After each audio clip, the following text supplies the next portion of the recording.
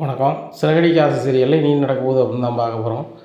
இங்கே விஜயா வந்து எல்லாரையும் கூப்பிட்டு சொல்கிறாங்க, ஏங்க இங்கே பாருங்கள், சுருதியும் ரவியும் வந்து இப்படி இன்னொரு இடத்துல வேலை பார்க்குறது அவங்க குடும்பத்துக்கும் பிடிக்கல, எனக்கும் பிடிக்கல அப்படிங்கிறாங்க.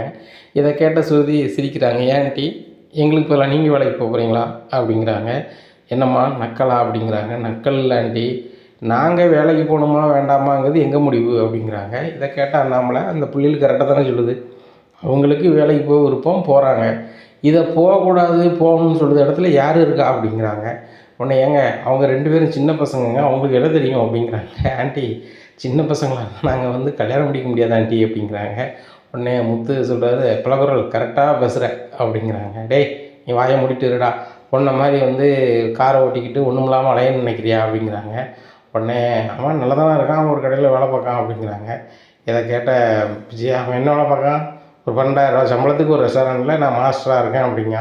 அதனால் யாருக்கு தான் பெருமை, பணக்கார பிள்ளையை கட்டிட்டு இப்படி கஷ்டப்பட விட்டால் அவங்க வீட்டில் நம்ம மதிப்பாங்களா, நாளைக்கு அவள் சொத்து பத்தெல்லாம் வந்து வேறு யாருக்கும் அவங்க அப்பா கோவத்தில் கொடுத்துட்டாங்கன்னா அப்படிங்கிறாங்க. உடனே அண்ணாமலை சொல்கிறாங்க, சொத்து பத்துக்காக தான் அவன் வந்து கல்யாணம் முடிச்சானா, இல்லை அந்த பொண்ணு வேணும்னு சொல்லி தான் கல்யாணம் முடித்தான், அவங்க சொத்து பத்து யாருக்கு வேணும், 2 பேரும் உழைக்காங்க அப்படிங்கிறாங்க. அங்கிள் கரெக்டாக சொல்கிறீங்க, எங்கள் அப்பாவும் எங்கள் அம்மாவும் கூட அடிக்கடி சொல்லியிருக்காங்க, அண்ணாமலை குடும்பத்திலேருந்து பணத்துக்காக நகைக்காக தான் வந்து உன்னை கல்யாணம் முடிச்சிருக்காங்க, அதை மட்டும் புரிஞ்சுக்க சுருதின்னு சொல்லுவாங்க. நான் என்றைக்குமே அது இல்லைன்னு நினச்சிட்டு இருப்பேன். ஆனால் ஆன்ட்டியை பார்க்கும்போது ஆசைப்படுறாங்க, ஆனால் இந்த வீட்டில் மற்றவங்களுக்கு யாருக்குமே அந்த புத்தி இல்லை. அங்கிள் சொல்கிறது தான், ரவி சொல்கிறது தான் எங்களுடைய நிலைப்பாடு, நாங்கள் வந்து அடுத்தவங்க பணத்துக்கு ஆசைப்படுறது ஆள் கிடையாது அப்படிங்கிறாங்க. என்ன சுருதிமா அப்படி பேசுகிறேன், அவங்க சம்பாதிக்கிறது யார், நீ ஒரே பொண்ணு உனக்கு தானம்மா அப்படிங்கிறாங்க. ஆண்டி இங்கே பாருங்கள், அவங்க உழைக்கிறத அவங்க என்னமோ செஞ்சுட்டு போகிறாங்க சரிங்களா, நானோ ரவியோ அதை பற்றி யோசித்ததே இல்லை. நானே பல முறை சொல்லிட்டேன், எங்கள் அம்மா இப்படி சொல்கிறாங்க ரவி நீ என்ன பண்ண போகிறாங்கும் போது, இல்லை வேண்டாம், அது அவங்க காசு, நம்ம உழைக்கணும், உழைச்சா நம்ம ஹஸ்பண்ட் ஒய்ஃப்லாம் நம்ம என்ன பண்ணுவோம் பண்ணிக்கலாம், அவங்ககிட்ட எதுவும் கேட்க வேண்டாம் அப்படின்னு சொல்லிட்டாரு. அப்படின்ட்டு இருக்கும்போது முத்து சொல்கிறாரு, டே ரவி நீ சொல்லுறது கரெக்டானது தான், நம்ம உழைப்பில் முன்னேறி வரணும், யார் என்ன சொன்னானே அப்படிங்கிறாங்க. இதை கேட்ட விஜயா சொல்கிறாங்க, இந்த முத்து மீனாவும் தாங்க இந்த சுருதி ரவியும் வந்து இயக்குறாங்க, அவங்க 2 பேர் பேச்சை கேட்டு தான் இவங்க வந்து தேவையில்லாத வேலைலாம் பார்க்காங்க அப்படிங்கிறாங்க. உடனே முத்து சொல்கிறார், எங்களை கேட்டு தான் அவங்க வேலைக்கு போனாங்களா, இல்லையே அவங்க விருப்பத்தில் அவங்க செய்கிறாங்க அப்படிங்கிறாங்க. ஆண்டி நீங்கள் முத்து மீனாவும் எங்களை வச்சு நீங்கள் குறைச்சி மதிப்பிட வேண்டாம், அவங்க எதுவுமே எங்கிட்ட சொல்கிறதில்ல, எங்களுக்கு சப்போர்ட்டாக தான் இருந்திருக்கிறாங்க. இப்போ 3 நேரமும் அவங்க சமைக்கிறாங்க, நாங்கள் சாப்பிட்றோம் வைக்கிறோம், அது போக எங்களுக்கு தேவையானதை அவங்க செஞ்சு கொடுக்குறாங்க, ரொம்ப பாதுகாப்பாக இருக்கிறாங்க, எங்களுக்கு தான் அவங்க உதவியாக இருக்காங்களே தவிர்த்து எங்களெல்லாம் அவங்க ஏற்கலை, அப்படி செய்யுங்க இப்படி செய்யுங்கன்னு சொல்லிட்டு அப்படி சொன்னாலும் நாங்கள் கேட்குற அளவுலாம் இல்லை, எங்களுக்கு சரி எதுன்னு படுதோ அதை செஞ்சிட்ருக்கோம் அப்படிங்கிறாங்க.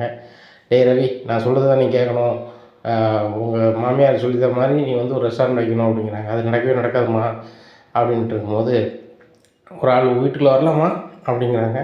வாங்க வாங்க வாங்க அப்படிங்கிறாங்க. அவங்க யாருன்னு பார்த்தீங்கன்னா கீழ் வீட்டில் ஒத்திக்கி இருக்கிறவங்க. நம்மளுக்குண்ணே வணக்கம், உங்கள் வீட்டில் நாங்கள் 5 வருஷம் ஒத்திக்கி இருந்துட்டோம், நாளையோட முடியுது, 2 லட்ச ரூபா ஒத்திக்கி கொடுத்துட்டு உங்கள் வீட்டில் இருக்கிறோம், நீங்கள் ஒத்திக்குள்ளே பணம் தந்துட்டிங்கன்னா நான் ஒன்று வேறு இடத்துல ஒத்திக்கி பார்க்கணும், இல்லையா நான் ஊரை பார்த்து போனேன், ஏன்னா எனக்கு வேலையும் போன மாதத்தோட முடிஞ்சிருச்சு, இன்னும் கிராமம் பார்த்து போகலாமா இல்லைன்னா வேறு வீடு பார்க்கலாமா அப்படிங்கிற யோசனையில் இருக்கேன் அப்படிங்கிறாங்க.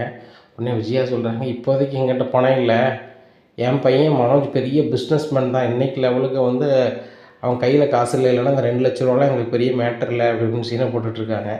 உடனே முத்து சொல்கிறாரு, அவர் என்ன தெரியாத ஆள் கிடையாது அண்ணாச்சி, ஒன்றும் பிரச்சனை இல்லை, நாங்கள் 2 லட்ச ரூபா ரெடியாக வேணாலும் உங்களை வந்து பார்க்குறோம் அப்படிங்கிறாங்க.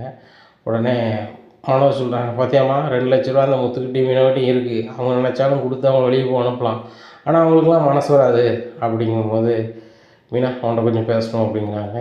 என்னங்க அப்படிங்கிறாங்க. இல்லை நான் அவன்கிட்ட ஒரு உதவி தான் கேட்பேன் தம்பிக்காக, நீ பண்ணுவியா அப்படிங்கிறாங்க. என்னங்க உங்கள் தம்பி என் தம்பின்னு பேசிட்டு இருக்கீங்க, உங்கள் தம்பி எனக்கு குழந்தை தானே சொல்லுங்கள் அப்படிங்கிறாங்க. இல்லை ரவி எதுக்கு ரெஸ்டாரண்ட் வைக்கலை, அவங்க வச்சு கொடுக்க போகிறோம்னு அவங்க சொல்லணும், நம்ம தம்பியை நம்ம தம்பிக்கு நம்மளால் முடிஞ்ச உதவி நம்ம பண்ணலாம்ல அப்படிங்கிறாங்க. நம்ம எப்படிங்க ரெஸ்டாரண்ட் வச்சு கொடுக்க முடியும், அதுக்கு அட்வான்ஸ் பணம்லாம் எவ்வளோ கேட்பாங்க அப்படிங்கிறாங்க. ஏன் வெளியே தான் வைக்கணுமா, நம்ம கீழ் வீடு வந்து பெரிய வீடு தானே, அதுவே ஒரு ஃபேமிலி ரெஸ்டாரண்ட் மாதிரி ஆரம்பிச்சிடலாமே, இப்போ நம்ம கையில் 2 லட்ச ரூபா இருக்குது, அதை நம்ம வேணால் கொடுத்து அவனை ரெஸ்டாரண்ட் நடத்த சொல்லுவோம், ரவி கொஞ்சம் கொஞ்சமாக தந்துடுவான் அப்படிங்கிறாங்க. இதில் என்னங்க கேள்வி, நம்ம பண்ணிடலாங்க அப்படிங்கிறாங்க. சூப்பர் மீனா அப்படின்னு சொல்லிட்டு, டே ரவி நீ ரெஸ்டாரண்ட் வைடா அப்படிங்கிறாங்க. அதுக்கு எங்கடா காசு இருக்குது, ரெஸ்டாரண்ட் வைக்கணும்னா பயங்கரமாக வாடகை கேட்பாங்க, அது போக 5 வருஷம் 10 வருஷம்னு எழுதி கேட்பாங்க அப்படிங்கிறாங்க. டேய் அங்கங்கே ஏன்டா போயிட்டுருக்க, கீழ் வீடு இருக்குல்லடா 2 லட்ச ரூபா நான் ஒத்தி பணத்தை கொடுத்துட்றேன், நாளைக்கே நீ ரெஸ்டாரண்ட் வை அப்படிங்கிறாங்க. உடனே பயங்கர ஷாக்கில் இருக்கிறாரு ரவி. என்ன முத்து சொல்கிற அப்படிங்கிறான். ஆமாடா ஃபேமிலி ரெஸ்டாரண்ட் சொல்லிட்டு அப்படி இப்படி எல்லோரும் வைக்கிறாங்க, நம்ம வீடு கீழ் வீடு செமையாக இருக்கும், அதில் வை, போர்டு வச்சாலும் நம்ம வீடு மெயின் ரோடு தான், சரியா, சம்முன்னு வியாபாரம் நடக்கும், அது போக உன் கைவண்ணத்துக்கு கண்டிப்பாக நல்லதே நடக்கும், அது போக மீனாவும் லீவுனா அவளால் முடிஞ்ச உதவி உனக்கு பண்ணுவாள், நான் உனக்கு என்ன உதவி செய்ய முடியுமோ, உன் காகரியோ இல்லை ஏதோ ஒரு பொருள் வாங்கிட்டு வரணும், காரில் வாங்கி கொண்டு தர வைக்க நான் முடிஞ்ச உதவி செய்கிறேன் அப்படிங்கிறாங்க. ரொம்ப தேங்க்ஸ்டா அப்படிங்கிறாங்க. ஒன்றும் பிரச்சனை இல்லை அப்பா, இது நல்லா இருக்குமாப்பா அப்படிங்கிறாங்க. டேய் முத்து, இந்த மனசு யாருக்கும் வராது, உங்களுக்கு தங்கிறதுக்கு ரூம் இல்லை, அப்படி இருக்கும்போது அந்த 2 லட்ச ரூபா கொடுத்து நாங்கள் அந்த வீடு எடுத்துக்கலான்னு நீ சொல்லலாம், இல்லை நான் மாடியில் ரூம் கட்ட போனால் எனக்கு தேவைப்படுமா அப்பான்னு சொல்லலாம், ஆனால் தம்பி நல்லா இருக்கும்னு நினைக்கலப்பா, நீ நல்லா இருப்ப அப்படிங்கிறாங்க. இல்லைப்பா என்றைக்கும் நல்லா இருக்கும்னு நினைப்பேன், ஆனால் அவங்க அம்மா சொல்லிட்டு போனாங்க, உங்கள்கிட்ட வந்து வழி இல்லாமல் தான் நீங்கள் வேலைக்கு அம்மாவில் அனுப்பிட்டீங்க வச்சுட்டீங்கன்னு சொல்லிட்டு, அவங்க சொந்தமாக தொழில் பண்ணால் எனக்கு பிரச்சனை இருக்காதுன்னு அவங்க சொல்கிறாங்க, இது ஒன்றும் பிரச்சனை கிடையாது, அவங்க அம்மா சொன்னதுக்காக நம்ம பண்ணிடலாம்ப்பா, வாங்கப்பா அப்படின்னு சொல்லிட்டு எல்லாருமே அந்த வீட்டுக்கு போகிறாங்க. என்னென்னாச்சு இப்போ நான் அவங்க வீட்டுக்கு வந்து நீங்கள் வந்திருக்கீங்க அப்படிங்கிறாங்க. ஒத்தி போனால் 2 லட்ச ரூபா உங்களுக்கு தரணும்ல, நான் பிடிங்க அப்படின்னு சொல்லி முத்துட்டு வாங்கி நம்மளை கொடுக்குறாங்க. இதை பார்த்தோன்னே சரி என்னாச்சு ரொம்ப நன்றி, நாளைக்கு நான் வீட்டை காலி பண்ணிடுறேன், வீட்டை நான் ரொம்ப சுத்தம் பண்ணி கொடுத்துட்றேன் அப்படிங்கிறாங்க. சரி ரைட்டு அப்படிங்கிறாங்க. அப்போ அவர் மறுநாள் வீட்டை காலி பண்ணிடுறாரு, சுத்தம் பண்ணி கொடுத்துட்றாரு. அப்போ முத்து வந்து ரவிட்ட சொல்கிறாங்க, இந்த மாதிரி போர்டு அடிக்கிறதுக்கு எல்லாமே ரெடி பண்ணிடு அப்படிங்கிறாங்க. போர்டு எல்லாத்தையுமே ரெடி பண்ணிடுறாங்க. ரெடி பண்ணி வீட்டு முன்னாடி ஃபேமிலி ரெஸ்டாரண்ட்னு சொல்லிட்டு பெருசாக போர்டு வச்சிடுறாங்க. எல்லா வேலையும் எல்லாம் தெளிவாக முடிச்சிடுறாங்க. கையில் ரவிட்டு இருக்க காசு சுற்றிட்டு இருக்க காசு சூப்பராக பண்ணிடுறாங்க. அப்போ ரெஸ்டாரண்ட் ஓப்பன் பண்ணணும். அப்போ பத்திரிக்கையோட முத்து வந்து ரவியும் சுதியும் கூப்பிட்டு அவங்க வீட்டுக்கு போகிறாங்க. முத்தை பார்த்தோன்னா வாசுதேவனுக்கு சரியான கடுப்பாகுது. சுதாவுக்கு அதுக்கு மேலே ஏற்கனவே சுதா வந்து துமுறு பிடிச்சாலும் அவங்க முத்தை பார்த்தோன்னா சரியான கடுப்பாகிறாங்க. வாங்கன்னு கூட கேட்காம அப்படி இருக்காங்க. வாங்க சுதி, வா ரவி அப்படின்னு சொல்லி கேட்காங்க. உடனே டே ரவி பத்திரிக்கை விட்றா அப்படிங்கிறாங்க. என்ன விஷயம், அவங்க வீட்டில் எதுவும் விசேஷமா அப்படிங்கிறாங்க சுதிட்ட. அதை என் வீட்டுக்கார் சொல்லுவாருமா அப்படிங்கிறாங்க. என்ன மாப்பிள்ளை சொல்லுங்கள் அப்படிங்கிறாங்க. ஆண்டி நான் புதுசாக ரெஸ்டாரண்ட் ஆரம்பிக்கிறேன், அதுக்கு நீங்கள் வந்துடுங்க அப்படிங்கிறாங்க. என்ன மாப்பிள்ளை சொல்கிறீங்க, அதுக்கு காசு உங்கள்கிட்ட ஏது, ஒரு ரெஸ்டாரண்ட் எடுக்கணுன்னா எத்தனை லட்சம் உங்களுக்கு தெரியுமா மாப்பிள்ளை, எந்த ரெஸ்டாரண்ட் எடுத்துருக்கீங்க, அதுக்கு யார்கிட்ட கடன் வாங்கினீங்க, என்ன செஞ்சீங்க, பணம் வந்தால் எங்கிட்ட கேட்க வேண்டியதானே அப்படிங்கிறாங்க. உடனே முத்து சொல்கிறாங்க, அம்மா பணக்காரம்மா அதெல்லாம் தேவையில்லை, எங்களுக்கு வந்து 2 வீடுமா, ஒன்று மாடி வீடு இன்னொன்று கீழே வீடுமா, கீழே வீடு ஒத்தி விட்டுருந்தோம் சரிங்களா, அதை வந்து அவங்க வந்து ஒத்தி காலம் முடிஞ்சு அவங்க போயிட்டாங்க, அந்த பணத்தை கொடுத்து மீட்டு நாங்கள் எங்கள் தம்பிக்கு ஃபேமிலி ரெஸ்டாரண்ட்டாக வச்சு கொடுத்துட்டோம், நீங்களும் துறப்புலாவுக்கு வரணும் அப்படின்னு சொல்லி என் தம்பியும் என் தம்பி பொண்டாட்டி ஆசைப்படுறாங்க. கண்டிப்பாக வந்துடுங்க ஐயா, வந்துடுங்க நான் கிளம்புறேன் அப்படின்னு சொல்லி கிளம்பிடுறாங்க. பார்த்தீங்கன்னா மாப்பிள்ள அண்ணனுக்கு எவ்வளோ திமுருன்னு சொல்லிட்டு அப்படிங்கிறாங்க. அதான் அவன் தப்பாக எதுவும் சொல்லலையே, வந்துடுங்க அப்படிங்கிறாங்க. மம்மி எங்கள் வீட்டுக்காரோட அண்ணனும் என் வீட்டுக்காரோட உங்களுக்கு தப்பாக எதுவும் சொல்லலை, நீங்கள் கண்டிப்பாக வந்துடுங்க அப்படிங்கிறாங்க. சுருதி என்னம்மா 3ஆவது மனுஷிக்கு மாதிரி சொல்லிட்டு போகிறேன் அப்படிங்கிறாங்க அவங்க அப்பா. உடனே இல்லைப்பா, இல்லை டேடி நான் இங்கே இருந்தோம்னா அம்மா ஏதாவது பேசிகிட்டு இருப்பாங்க, நீங்கள் உங்கள் செலவில் எங்களுக்கு ரெஸ்டாரண்ட் வச்சு தரேன்னு நினச்சிங்க, எங்கள் குடும்பத்துலேருந்து எங்களுக்கு வச்சு தந்துட்டாங்க, ஒன்றும் பிரச்சனை இல்லை, வாடகையே உங்களுக்கு எந்த பிரச்சனையுமே கிடையாது, எல்லாமே இலவசம் தான், ரவிக்கு நல்லாவே திறமை இருக்குது, எனக்கும் அந்த தொழில் கொஞ்சம் ஓரளவு தெரிஞ்சிருச்சு, ஒன்றும் பிரச்சனை இல்லை, நாங்கள் நல்லா தான் இருப்போம், நீங்கள் கவலைப்பட வேண்டாம், எங்கள் மூத்த மச்சான் பிஸ்னஸ் பண்ணுறாரு, எங்கள் 2வது மச்சான் 2 கார் வச்சு பிஸ்னஸ் பண்ணுறாரு, நாங்கள் ஹோட்டல் வைக்க போகிறோம், உங்களுக்கு எங்களால் முடிஞ்ச கௌரவத்தை தான் கொடுப்போமே தவிர்த்து உங்களுக்கு வந்து தர்ம சங்கடத்தை நாங்கள் கொடுக்க மாட்டோம், கிளம்புறோம் அப்படின்னு சொல்லிட்டு 2 பேரும் கிளம்பிடுறாங்க. பார்த்தீங்களாங்க அந்த சுதிக்கு எவ்வளோ திமுருன்னு சொல்லிட்டு வந்தால் அவள் பாட்டில் பேசிட்டு போயிட்டுருக்கா அப்படிங்கிறாங்க. சுதா எப்படியாவது முன்னேறினா சரிதான் விடு அப்படிங்கிறாங்க. மறுநாள் காலையில் வந்து திறப்புலாவுக்கு எல்லோரும் போகிறாங்க. அங்கே முத்து மீனாவுக்கும் ரொம்பவே சிறப்பு செய்கிறாங்க ரவியும் சுருதியும். இதை பார்த்துக்கிட்டு சுருதி அம்மாவாலேயோ வாசுதேவனாலேயோ தாங்கவே முடியலைங்க, விஜயா ரோகிணிக்கும் சுத்தமாக முடியல. அப்போது மனோஜ்கிட்ட வந்து ரோகிணி கேட்குறாங்க, மனோஜ் நம்ம கடை வாங்குறதுக்கு வந்து 30 லட்ச ரூபாய்க்கு மேலே செலவு பண்ணோம், பேசாமல் உங்கள் வீடு 2 லட்ச ரூபாய்க்கு தானே வச்சுருந்துருக்கீங்க, இதை பண்ணி நம்மளுக்கு 28 லட்ச ரூபா லாபம் தானே வந்திருக்கும் அப்படிங்கிறாங்க. அந்த யோசனைலாம் வந்து யாரும் சொல்லலை, ஏன் நீ கூட சொல்லலையே அப்படிங்கிறாங்க. உடனே விஜயா சொல்கிறாங்க, டேய் மனோஜ் நீனே இங்கே கடை வச்சுருக்கலாம், இது மெயின் ரோடு, ஆனால் இவனுக்கு வந்து நல்லாவே வியாபாரம் ஆகும், சீக்கிரம் பெரிய ஆளாயிருவாங்க, ஆனால் வந்து அவங்க மாமனார்கிட்ட வாங்கியிருந்தானா பணம் லட்சக்கணக்கில் வாங்கியிருக்கலாம், அது ரவிக்கு பிழைக்க தெரில, இது எப்படியாவது சம்பாத்தியம் பண்ணி பெரிய ஆளாயிரம்னடா அப்படின்ட்டு இருக்காங்க. உடனேவா அவன் சம்பாத்தியம் அவன் பண்ணுறானோ பண்ணல, இந்த முத்து மீனாவும் இலவசமாக ருசியாக சாப்பிட்றதுக்கு தான் வைக்க சொல்லியிருக்காங்க அப்படிங்கிறாங்க.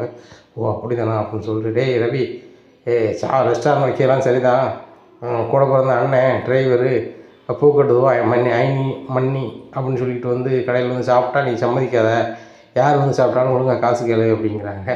உடனே முத்து சொல்கிறாரு, அம்மா சொல்லுது சரிதான் இந்த விஷயத்தில், அது அவங்க நல்லது சொல்லுதாங்களா கெட்டது சொல்லுதாங்களா, யார் சாப்பிட்டாலும் நீங்கள் காசு கேட்டால் தான் சரியாக இருக்கும், ஏன்னா இப்போ அம்மா வந்து சாப்பிட்டா கூட காசு தந்து போங்கன்னு சொல்லி சரியாக இருக்கும் அப்படிங்கிறாங்க. இங்கே விஜயாவுக்கு சரியான கடுப்பாகுது. மாப்பிள்ள, நாங்கள் திறப்புலாவுக்கு வந்திருக்கோம், எங்கள் கை மொய் வந்து நான் இதில் 10 லட்ச ரூபா இருக்குது வச்சுக்கோங்க அப்படிங்கிறாங்க. அத்தை இதெல்லாம் எதிர்பார்க்கல அப்படிங்கிறாங்க. மருமகனே, நான் உங்களுக்கு பணமாக தரல, ரெஸ்டாரண்ட் திறக்க வந்திருக்கோம், திறக்க வந்து கூப்பிட்ருக்கீங்க, நாங்கள் வந்து உங்களுக்கு மொய் தரோம் அப்படின்னு சொல்கிறாங்க. உடனே முத்து சொல்கிறாரு, ரவி, நம்ம வீட்டுக்கு யார் ஃபங்க்ஷனுக்கு வந்தாலும், அதுவும் சம்மந்த வழியில் யார் வந்தாலும் அவங்க தந்த மொய்யோட ₹1 சேர்த்து வச்சு கொடுப்போன்னு சொல்லிட்டு அதே பணத்தை நீ அங்கே திருப்பி கொடு அப்படிங்கிறாங்க. அதுவும் சரிதான் அப்படின்னு சொல்லிட்டு 10,001 10,01 கொடுக்காங்க. இதை பார்த்து வாசுதேவனுக்கும் சுதாவுக்கும் சரியான கடுப்பாக இருக்குது. இந்த முத்து வந்து ஏன் எப்படி பண்ணுறான் அப்படின்னு சொல்லிட்டு அண்ணாமலை சொல்கிறாங்க, வாசுதேவன் சார், என் பசங்களை ஒழுங்காக வளர்த்துருக்கனா அடுத்தவங்க பணத்துக்கு ஆசைப்பட மாட்டாங்க, நீங்கள் 10 லட்ச ரூபா மொய் செஞ்சு இந்த அண்ணாமலை குடும்பத்தை கீழே வர வைக்கலான்னு நினைப்பீங்க, ஏன்னா ஏதோ ஒரு வகையில் அசிங்கப்படுத்தலாம்னு நினைப்பீங்க. அது இந்த அண்ணாமலை குடும்பத்தில் நடக்காது. நீங்கள் 10 லட்சம் கொடுத்தா 10 லட்சம் ₹1 உங்கள்கிட்ட வரும், நீங்கள் 20 லட்சம் கொடுத்தா 20 லட்சத்துக்கு ₹1 உங்க கூட வரும். உங்களுக்கு எந்த பணத்தையும் யார் பணத்தையும் ஆசைப்படுறவங்க இந்த அண்ணாமலை குடும்பம் கிடையாது. அதுபோக என் பையன் கல்யாணத்தோடு நீங்கள் நிறைய பேர்கிட்ட சொல்லியிருக்கீங்க, ஏன் நீங்கள் கூட வாயார என்கிட்ட கேட்டிருக்கீங்க, உன் பையன் பணத்துக்கும் நகைக்கும் ஆசைப்பட்டு தானே என் வீட்டில் கல்யாணம் முடித்தா அப்படிங்கிறத நீங்கள் பல முறை சொல்லியிருக்கீங்க. இப்போமாவது புரியுதா, என் பையன் வந்து பணத்துக்கும் நகைக்கும் ஆசைப்படுறவங்க கிடையாது, இந்த அண்ணாமலை குடும்பம் கிடையாது அப்படின்னு நல்லாவே தெரிஞ்சுக்கணும். அதுக்காக என் பொண்டாட்டி ஏதாவது லூஸ் ஸ்டாக்கில் ஏதாவது சொன்னால் அதை மாதிரி எங்களை இட போட்டுறாதுங்க, அண்ணாமலை பிள்ளைகள் வந்து அப்படி கிடையாது அப்படிங்கிறாங்க. என்னங்க நீங்கள் அவங்க சுதந்திரம் முன்னாடி நீங்கள் எப்படி பேசுகிறீங்க அப்படிங்கிறாங்க. விஜயா, உண்மையை தானே சொல்கிறேன், நீ பணத்தை வந்து ஆசைப்படுவேன், என் பிள்ளைகள் ஆசைப்படாது அப்படின்னு சொல்லிட்டு ரெஸ்டாரண்ட் உள்ள மெயினான ரூமுக்கு போகிறாங்க. இனி என்ன நடக்கும் அப்படிங்கிறத பொறுத்திருந்து பார்க்கலாம். நம்ம சேனலை நீங்கள் மறக்காமல் லைக் அண்ட் சப்ஸ்கிரைப் பண்ணுங்கள். நன்றி, வணக்கம்.